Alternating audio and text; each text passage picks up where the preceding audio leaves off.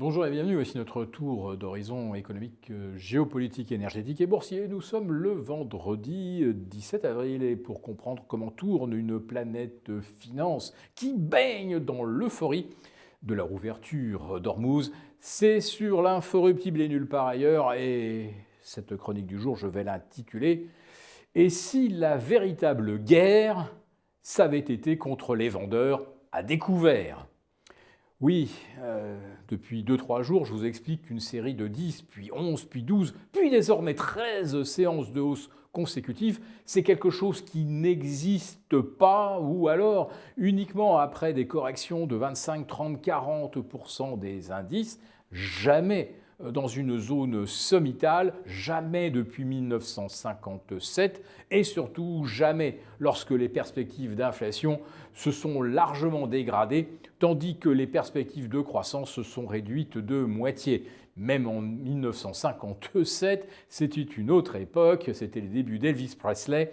Eh bien, là, les marchés n'étaient pas assez rock'n'roll pour réussir l'exploit de progresser durant 13 séances consécutives, comme vient le faire le Nasdaq. D'ailleurs, le Nasdaq bat également un record, celui de 16 séances de hausse, de 16% de hausse, sans la moindre hésitation, pas la moindre reprise de respiration.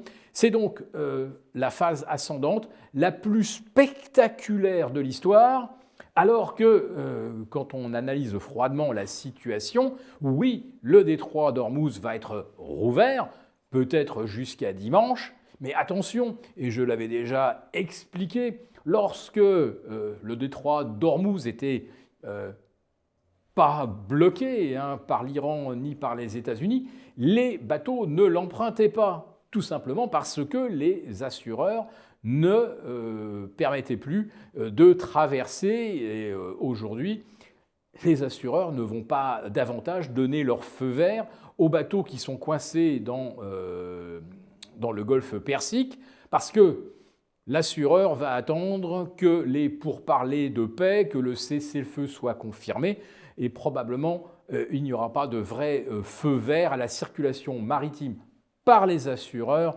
avant au moins un mois. Et même si les assureurs mettaient en place une procédure spéciale où c'est feu vert pour tout le monde, là, d'ici le week-end, allez-y, sortez vite du golfe Persique, en réalité, une fois que les pétroliers auront pris leur route vers la Chine, le Japon, vers Rotterdam, il va leur falloir 3 semaines ou un mois pour arriver. Or, il y a déjà des pénuries. Et ces pénuries sont déjà là aujourd'hui à gérer, comme on le voit sur le kérosène. On nous annonce déjà 8000 vols annulés d'ici la fin du mois d'avril dans le monde, parce qu'il y a des tas de pays qui n'ont plus de kérosène. Alors, comme d'habitude, un peu, c'est le Sri Lanka, c'est la Thaïlande, mais de proche en proche, on est obligé de rationner. L'autre difficulté, c'est que même si tous les pétroliers venaient à quitter le golfe Persique, ensuite, les capacités de production ont chuté de 15% dans le golfe et on peut rajouter probablement 4 ou 5% supplémentaires avec les installations pétrolières du nord de la Baltique, les installations russes, qui ont été également sévèrement touchés. Autrement dit, c'est probablement au moins 15% des capacités de production et donc de consommation de pétrole qui vont manquer pour au moins 2 ans.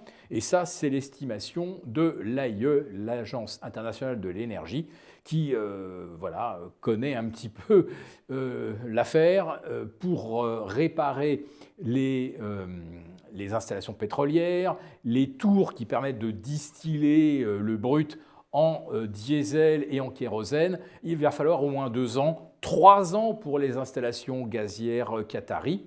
Et en ce qui concerne les champs pétroliers irakiens et d'autres d'ailleurs ont également été mis à l'arrêt faute de capacité de stockage, vous allez certainement le découvrir, mais quand on ferme un puits de pétrole, on ne peut pas le rouvrir comme son tuyau d'arrosage et il faut rééquilibrer chaque puits, réinjecter de l'eau pour pouvoir recommencer à pomper. Les opérations de pompage, généralement, ça met 15 jours à 3 semaines avant de redémarrer. Et si jamais il y a eu ce qu'on appelle des déséquilibres hydrostatiques, certains puits ne produiront plus. Il faudra en creuser d'autres. Ça prendra des mois. Ce qui est certain, c'est que si vous avez fermé un nombre N de puits, il y en a N-5%, voire N-10% qui produiront au cours des prochains mois. Donc on va véritablement devoir gérer la rareté du pétrole. Alors là, aujourd'hui, comble de malheur, évidemment.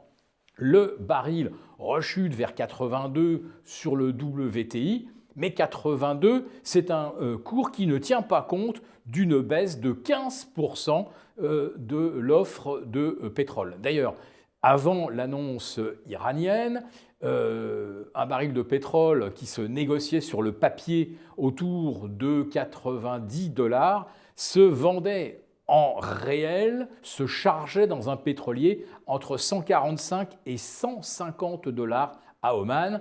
Et vous rajoutez les frais de transport. Bref, le baril livré, par exemple, au Sri Lanka était au-delà de 200$.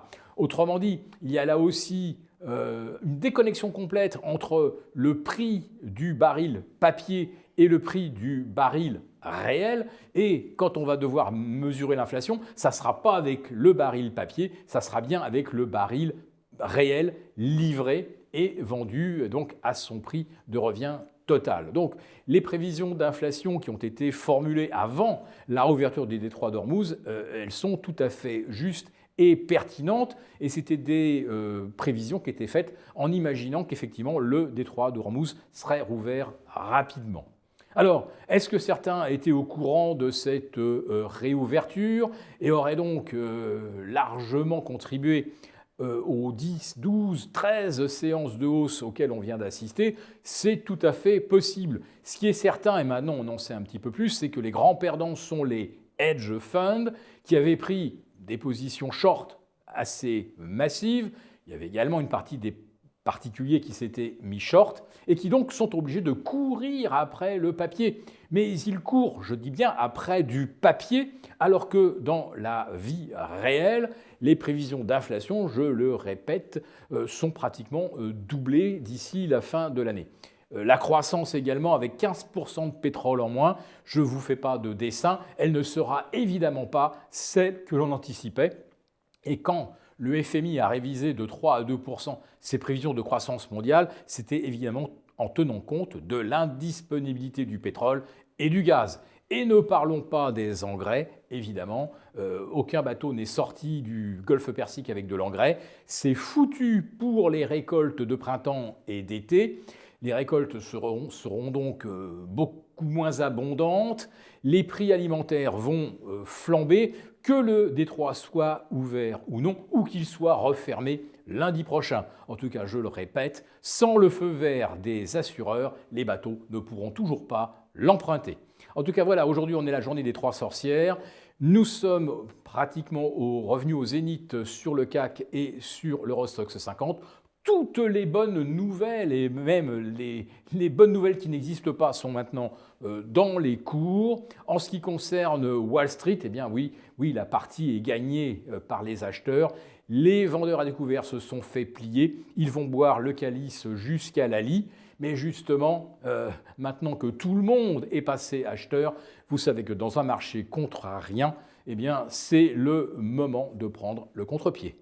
Pour vous remercier de votre fidélité, nous vous invitons à télécharger gratuitement notre rapport spécial qui contient notre solution pour préserver votre épargne face à la montée des tensions géopolitiques et qui pourrait même déboucher sur une nouvelle guerre mondiale. Il vous suffit de cliquer sur le lien en description pour l'obtenir gratuitement. Merci beaucoup d'avoir regardé cette vidéo. N'hésitez pas à réagir dans les commentaires ou à liker et partager cette vidéo si le contenu vous a plu. Et pour ne rater aucune de nos prochaines émissions, vous pouvez vous abonner à notre chaîne et activer les notifications. Et pour plus de contenu, n'oubliez pas que le dernier rapport rédigé par nos experts est accessible en cliquant sur le lien de description. On se retrouve tout de suite dans les commentaires et je vous dis à très bientôt pour une prochaine vidéo.